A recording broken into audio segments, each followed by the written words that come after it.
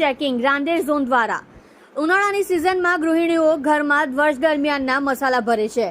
આરોગ્ય વિભાગે મરી મસાલાના વેચાણ કરતા વિક્રેતાઓને ત્યાંથી સેમ્પલ લીધા. અડાજણ આનંદ મહેલ રોડ પર લાગેલા વિવિધ મસાલાના સ્ટોલમાંથી સેમ્પલ લેવાયા. હળદર, લાલ મરચું, ધાણા જીરું સહિતના મસાલાઓના સેમ્પલ લીધા. મહત્વનું છે કે લાલ મરચું ભેળસેળવાળું અથવા તો નકલી આવતું હોવાનું સામે આવ્યું છે. આરોગ્ય વિભાગે સેમ્પલ લઈ લેબમાં મોકલ્યા. જો સેમ્પલ નેગેટિવ આવશે તો વિક્રેતાઓ સામે કડક કાર્યવાહી કરાશે. જોડાઈ રહો અમારી સાથે. તાજા સમાચાર જોવા કલમ કી દાસ્તાન ન્યૂઝ ચેનલ સાથે. हाँ, H S. Patel, food safety officer, Surat महानगरपालिका. हालમાં અમારા રાંદેર ઝોનમાં આનંદમહેલ રોડ પર જરા મસાલા નામની મતલબમાં મરી મસાલાનું વેચાણ થાય છે. ત્યાં અમે ઊભા છીએ અને ત્યાંથી મરી મસાલાના સેમ્પલ લેવાની કામગીરી ચાલે છે.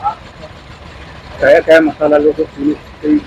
હાલમાં અમે હળદર પાવડર છે, મરચાં પાવડર છે, ધાણા પાવડર છે, એના સેમ્પલ લઈએ છીએ અને એ મુજબની કામગીરી સુરત કોર્પોરેશનના દરેક ઝોનોમાં સેમ્પલ લેવાની કામગીરી ચાલે છે.